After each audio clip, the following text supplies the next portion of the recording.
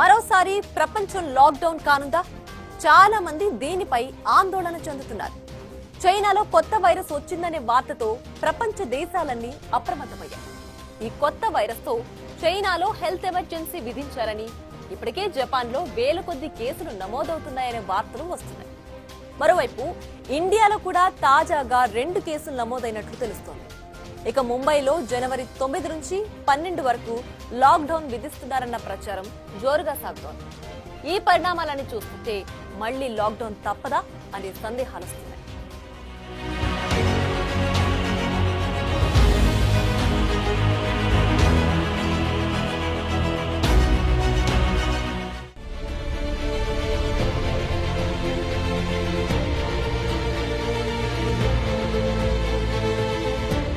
China నుండి కొత్త వైరస్లు పుట్టుకొస్తున్నాయా? మరోసారి చైనా ప్రపంచంలో అలజడి సృష్టించనుందా? ఈ అనుమానాలు ఎందుకు వస్తున్నాయంటే ప్రస్తుతం కొత్త వైరస్ ఒకటి చైనా ప్రజల్ని ఊపిరాడకుండా చేస్తుందనే వార్త ప్రచారంలో ఉంది. ఇప్పుడు సోషల్ మీడియా అంతా దీనికి సంబంధించిన సమాచారమే వైరల్ అవుతోంది. వైరస్ బారిన పడిన పేషెంట్లతో ఆస్పత్రులన్నీ కిక్కిరిసిపోతున్న ఫోటోలు, వీడియోలు చక్కర్లు కొడుతున్నాయి. ఇప్పటికే చైనా ప్రభుత్వం హెల్త్ ఎమర్జెన్సీ ప్రకటించిందనే వార్త అందర్నీ ఆందోళనకు గురిచేస్తోంది. ప్రపంచవ్యాప్తంగా కోవిడ్-19 విజృంభించిన సరిగ్గా 5 ఏళ్లకు చైనాలో కొత్త వైరస్ కలకలం సృష్టిస్తోంది. దీని పేరు హ్యూమన్ మెటాన్యూమో వైరస్ HMPV. పలు నివేదికల ప్రకారం ఈ వైరస్ అతి వేగంగా విస్తరిస్తోంది. ఈ వైరస్ కారణంగా చైనాలోని పలు చోట్ల ఇప్పటికీ హాస్పిటల్స్, శ్మశానాలు కిక్కిరిసిపోతున్నాయని అంటున్నారు. జపాన్లో కూడా వైరస్ విజృంభిస్తుందట. మరోవైపు భారత్ లో తాజాగా ఈ వైరస్ కేసులు 2 నమోదయ్యాయి. 14 ఏళ్లలోపు పిల్లలకు, వృద్ధులకు ప్రమాదకరమని చెబుతున్న ఈ వైరస్ ఎందుకింత భయపెడుతుంది?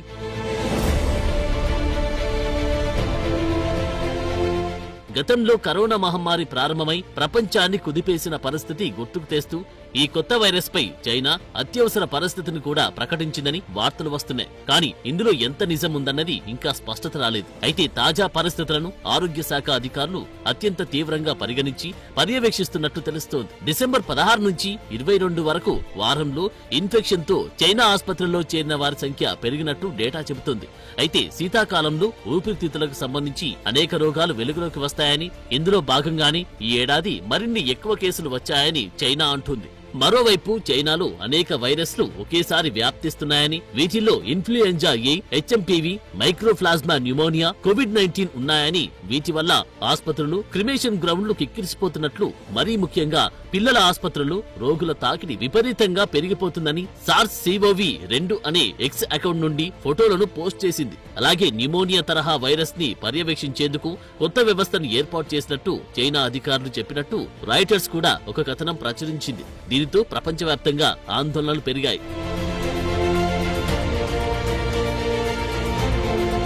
2019 డిసెంబర్లో చైనాలో కరోనా మహమ్మారి మొదలై 3 నెలల్లోనే ప్రపంచమంతా వ్యాపించింది. అంతర్జాతీయంగా ప్రజల జీవన శైలిని మార్చేసిన ఈ వైరస్ భయంతో మరోసారి ఇలాంటి విపత్తు తలెత్తకుండా ముందస్తుగా జాగ్రత్తలు తీసుకోవాలని వైద్య నిపుణులు కూడా సూచిస్తున్నారు. అప్పటి అనుభవాలు దృష్టిలో పెట్టుకుని ప్రభుత్వం అన్ని చర్యలు ముందుగా చేపట్టాలని చెబుతున్నారు. HMPV విస్తరణపై సమర్థవంతమైన నియంత్రణా చర్యలు తీసుకోకపోతే లాక్డౌన్ పరిస్థితులు మళ్లీ రావచ్చని నిపుణులంటున్నారు.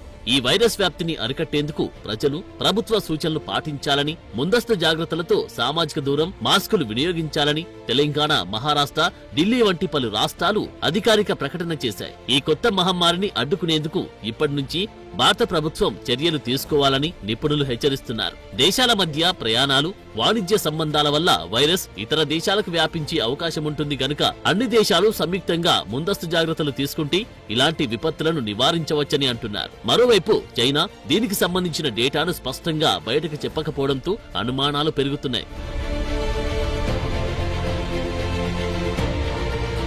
హ్యూమన్ మెటాన్యూమో వైరస్ అని ఈ వైరస్ బారిన పడిన వారిలో దగ్గు, జలుబు, శ్వాస తీసుకోవడంలో ఇబ్బంది వంటి లక్షణాలు కనిపిస్తాయి. మానవ న్యూమోనియా వైరస్ కేసులు నిరంతరం పెరుగుతున్నాయని చైనా ఇప్పటికే Chinese centre for disease control తెలిపింది. 2 సంవత్సరాల కంటే తక్కువ వయసున్న పిల్లల్లో ఈ వైరస్ కేసులు ఎక్కువగా నమోదవుతున్నాయని, ఇప్పటికే ఏదైనా శ్వాసకోశ వ్యాధి ఉన్నవారికి ఎక్కువ ప్రమాదం ఉందని చెబుతున్నారు. ఈ వైరస్ అంటువ్యాధి కాగా ఒకరి నుండి మరొకరికి వేగంగా వ్యాప్తిస్తుంది కాబట్టి చైనా ఆరోగ్య శాఖ అప్రమత్తంగా ఉన్నట్లు పేర్కొంది. వైరస్ నిరోధించడానికి పెద్ద ఎత్తున పరీక్షలు కూడా జరుగుతున్నట్టు తెలుస్తోంది. అయితే ఈ వైరస్ ఊపిరితిత్తులను ప్రభావితం చేస్తుంది. కొన్నిసార్లు ఇది న్యూమోనియా, ఆస్తమా లేదా క్రానిక్ అబ్స్ట్రక్టివ్ పల్మనరీ డిసీజ్ వంటి వ్యాధులతో బాధపడుతున్న రోగులకు ప్రమాదకరంగా ఉంటుంది. సాధారణంగా ఈ వైరస్ కేసులు పిల్లల్లో కనిపిస్తాయి. కొన్ని సందర్భాల్లో ఇది పిల్లల్లో సాధారణ వ్యాధి అయిన RSV సంక్రమణను పోలి ఉంటుంది. దీంతో పిల్లల్లో దగ్గు, జలుబు, జ్వరం వంటి సమస్యలు వస్తాయని చెబుతున్నారు.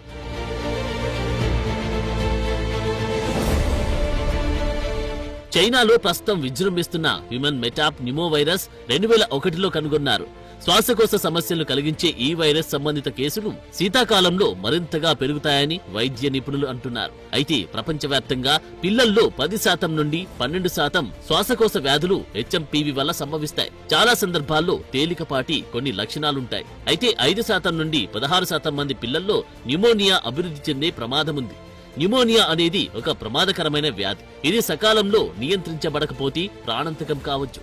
అటువంటి పరిస్థితుల్లో ఈ వైరస్ పిల్లల్లో న్యూమోనియాకు కారణమైతే వారి ఆరోగ్యంపై ప్రత్యేక శ్రద్ధ వహించాల్సి ఉంటుంది. నిజానికి మానవ మెటాప్ న్యూమోవైరస్ కు చికిత్స చేసే యాంటీవైరల్ మందులు లేవు. చాలా మంది వ్యక్తులు కేవలం లక్షణాల ఆధారంగా చికిత్స పొందుతారు. తీవ్రంగా అనారోగ్యంగా ఉంటే ఆసుపత్రిలో చేరాలి. ఊపిరితిత్తుల సంక్రమణను నివారించడానికి వైద్యులు ఆక్సిజన్ థెరపీ మందులతో చికిత్స చేస్తారు. ఇక ఈ వైరస్ కు యాంటీబయాటిక్ ఔషధం లేకపోవడంతో కంగారు మొదలైంది.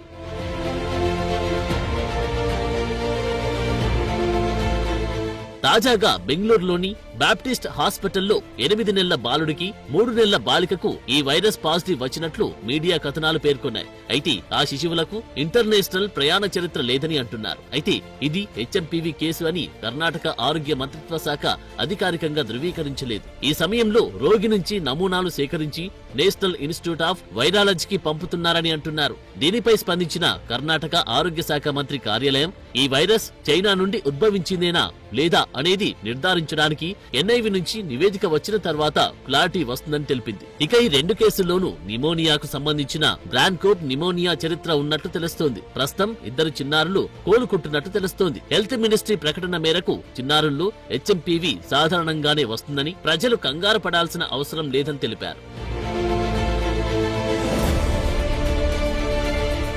జనవరి 4వ తేదీన కేంద్ర ఆరోగ్య మంత్రిత్వ శాఖ కూడా దీనిపై ప్రకటన విడుదల చేసింది. చైనాలో వైరస్ వ్యాప్తికి సంబంధించి నిశితంగా పరిశీలిస్తున్నట్లు తెలిపారు. ఈ వైరస్ పై ICMR తో పాటు ప్రపంచ ఆరోగ్య సంస్థ కూడా ఎప్పటికప్పుడు సమాచారం ఇస్తుందని, ఏవైనా హెచ్చరికలుంటే వెంటనే జారీ చేస్తారని అన్నారు.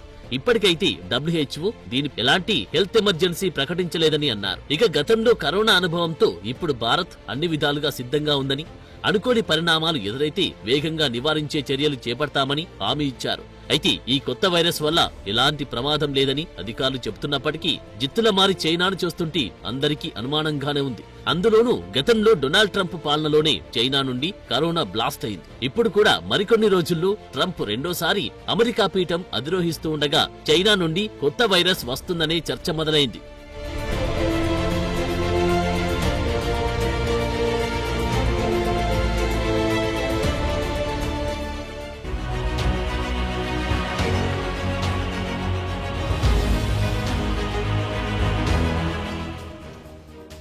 గతంలో చైనాలోని వుహాన్ నుంచి విజృంభించిన కరోనా వైరస్ ప్రపంచాన్ని అల్లకల్లోలం చేసింది. సరిగ్గా ట్రంప్ హయాంలోనే ఈ చైనా వైరస్ దుమారం రేపింది. ఇప్పుడు కూడా ట్రంప్ రాబోతున్న తరుణంలో కొత్త వైరస్ గందరగోళం రావడం చర్చకు దారితీస్తోంది. అంటే చైనా ట్రంప్ పై పగబట్టిందా? అమెరికా ఆధిపత్యానికి చైనా ఇలా చెక్ పెట్టాలనుకుంటోందా? ఒకవేళ ఈ కొత్త వైరస్ కరోనాలా వెంటాడితే మళ్లీ లాక్డౌన్ వస్తే ఈ సందేహమే అందరినీ కలవరానికి గురిచేస్తోంది.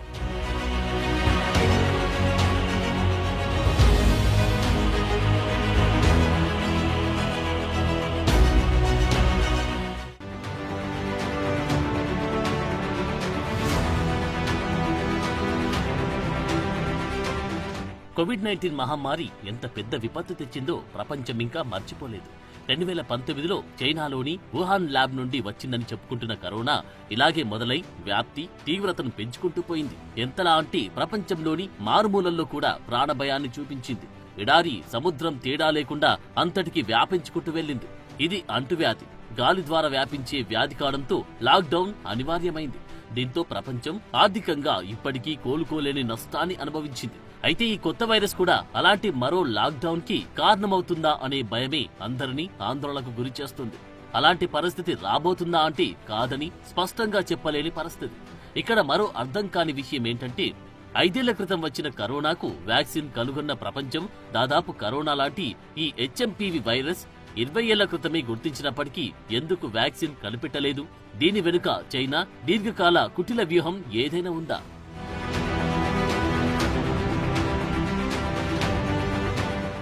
2001లో తెలియని ఓ వ్యాధి కారకాల వల్ల శ్వాసకోశ ఇన్ఫెక్షన్లున్న పిల్లల్లో నసోఫారింజియల్ ఆస్పిరేట్ శాంపిల్స్ లో డచ్ వారు దీన్ని మొదటిగా గుర్తించారు. సెరోలాజికల్ అధ్యయనాల ప్రకారం ఇది 60 సంవత్సరాలు ఉనికిలో ఉన్నట్లు తేలింది. అప్పటినుంచి చిన్నారుల్ని ఎక్కువగా ప్రభావితం చేస్తున్న ఈ వ్యాధిని పూర్తిగా అరికట్టే చర్యలు ఎందుకు చేపట్టలేదు? ప్రస్తుతం చైనాలో ఈ ఫ్లూ వ్యాప్తిని ఆసియా అంతటా ఆరోగ్య నిపుణులు నిశితంగా గమనిస్తున్నారు. చైనా ఈ వైరస్ వ్యాప్తి నివారణకు కఠినమైన చర్యలను అమలు చేస్తుంది. హాంకాంగ్లో తక్కువ కేసులు నమోదయ్యాయి. జపాన్ ఆరోగ్య అధికారులు ఈ సమస్యపై వేగంగా స్పందిస్తున్నారు. జపాన్ బ్రాడ్కాస్టింగ్ కార్పొరేషన్ ప్రకారం దేశవ్యాప్తంగా 5,000 ఆసుపత్రులు, క్లినిక్లలో డిసెంబర్ 15 వరకు వారంలో 94,259 ఫ్లూ రోగులు చికిత్స కోసం చేరారు. ప్రస్తుత సీజన్లో జపాన్లో కేసుల సంఖ్య 7,18,000కు చేరుకున్నట్టు తెలుస్తోంది. మరి దీన్ని నివారించడంలో ప్రపంచ ఆరోగ్య సంస్థ గాని, చైనా గాని, ఇతర ప్రభావిత దేశాలు కాని ఎందుకు అంత సీరియస్ గా చర్యలు చేపట్టలేదు అనేది చర్చను రేకెత్తిస్తోంది.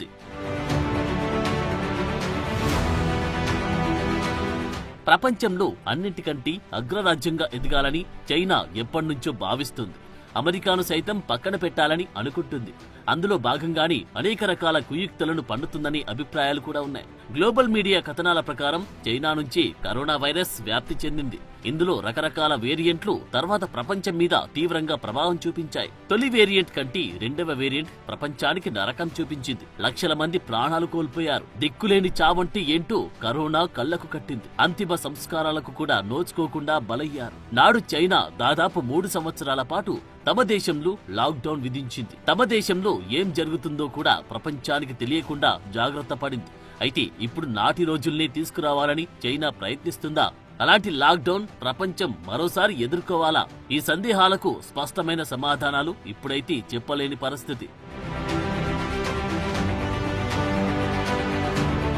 మరో కోణంలో చూస్తే నాటి కరోనా విజృంభణ కూడా డొనాల్డ్ ట్రంప్ అమెరికా ప్రెసిడెంట్ గా ఉన్నప్పుడే జరిగింది. అప్పుడు కోవిడ్ తో వచ్చిన విలయానికి అగ్రరాజ్యమైన అమెరికా సైతం అతలాకుతలమైంది. కోవిడ్-19 ని చైనా చేసిన కుట్రగా పేర్కొన్న ట్రంప్ దాన్ని చైనా వైరస్ అని వ్యాఖ్యానించారు. 188 దేశాల్లో లెక్కలేనన్ని మరణాలకు చైనా కారణమైందని అన్నారు. కరోనా ప్రభావం తెలిసినప్పటికీ చైనా అంతర్జాతీయ ప్రమాణాలను ఆపలేదని, తర్వాత స్వదేశంలో కూడా తీవ్రంగా వ్యాధి వ్యాపించేలా చేసిందని ఆరోపించారు. We have waged a fierce battle against the invisible enemy, the China virus, which has claimed countless lives in 188 countries. We must hold accountable the nation which unleashed this plague onto the world, China. In the earliest days of the virus, China locked down travel domestically while allowing flights to leave China and infect the world. China condemned my travel ban on their country, even as they canceled domestic flights and locked citizens in their homes. నాడు Trump అన్న China virus అనే మాటలు జాతి వివక్షకు దారితీస్తుందంటూ తీవ్రస్థాయిలో విమర్శలు వచ్చాయి. అయినప్పటికీ ట్రంప్ తన మాటకు కట్టుబడినట్లే తర్వాత కూడా వ్యవహరించారు. అయితే చైనా కూడా ట్రంప్ మాటలపై ఘాటుగా స్పందించింది. ఐక్యరాజ్య సమితిలో చైనా ప్రతినిధి నుండి చైనా అధ్యక్షుడు జిన్పింగ్ వరకు ట్రంప్ వ్యాఖ్యలపై నిప్పులు చెరిగారు. China resolutely rejects the baseless accusation against China. COVID-19 reminds us that we're living in an interconnected global village with a common stake. All countries are closely connected and we share a common future. No country can gain from others' difficulties or maintain stability by taking advantage of others' troubles. ఆ సందర్భంలో Trump వ్యాఖ్యలపై స్పందించిన China president Jinping corona లాంటి మహమ్మారిని అన్ని దేశాలు కలిసి ఎదుర్కోవాలని, ప్రస్తుతమున్న ప్రపంచ వైఖరిని బట్టి అన్ని దేశాలు కలిసి గ్లోబల్ గ్రౌండ్ గానే జీవిస్తున్నాయని, ఇలాంటి వాతావరణంలో మహమ్మారులను వెంటనే అరికట్టడం సాధ్యం కాదని అన్నారు. అన్ని దేశాలు కలిస్తేనే మహమ్మారిని అడ్డుకోగలమని అన్నారు.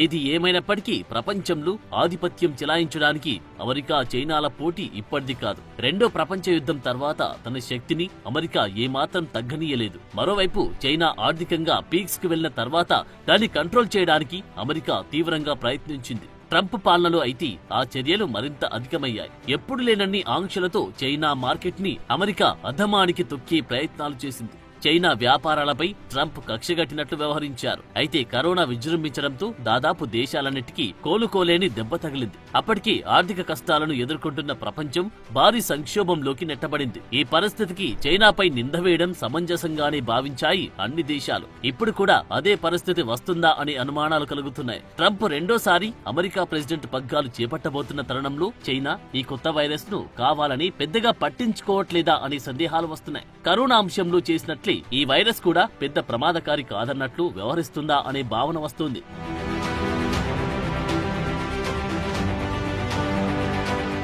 ట్రంప్ చైనా మధ్య జరిగిన కరోనా రచ్చతో ప్రపంచ ఆరోగ్య సంస్థపై కూడా ఆరోపణలు వచ్చాయి. స్వయంగా ట్రంప్ WHOను నిందించారు. చైనా నుండి వచ్చిన వైరస్ పై WHO ఎందుకు కినుకు వహించిందని విమర్శించారు.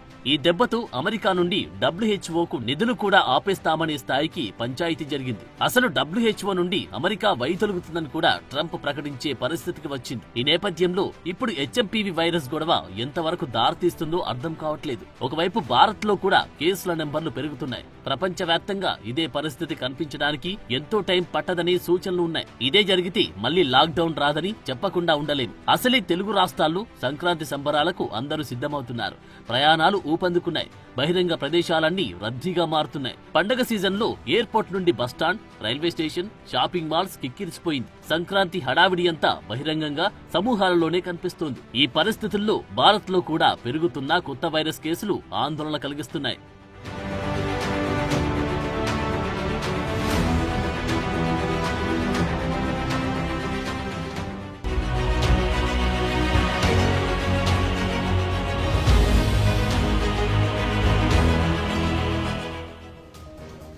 ఇప్పుడు HMPV వైరస్ మన దేశంలోకి ఆల్రెడీ ప్రవేశించింది. ఇప్పటికే 5 కేసులు నమోదైనట్లు అధికారిక ప్రకటనలు వెలువడ్డాయి. అందులోనూ ఇది శీతాకాలం, న్యూమోనియాతో బాధపడేవారు పెరిగిపోతున్నారు. ఈ నేపథ్యంలో తాజా వైరస్ ఎలాంటి విషాదానికి కారణమవుతుందో అనే భయం పట్టుకుంది. So be careful. For more videos like this, subscribe Big TV channel.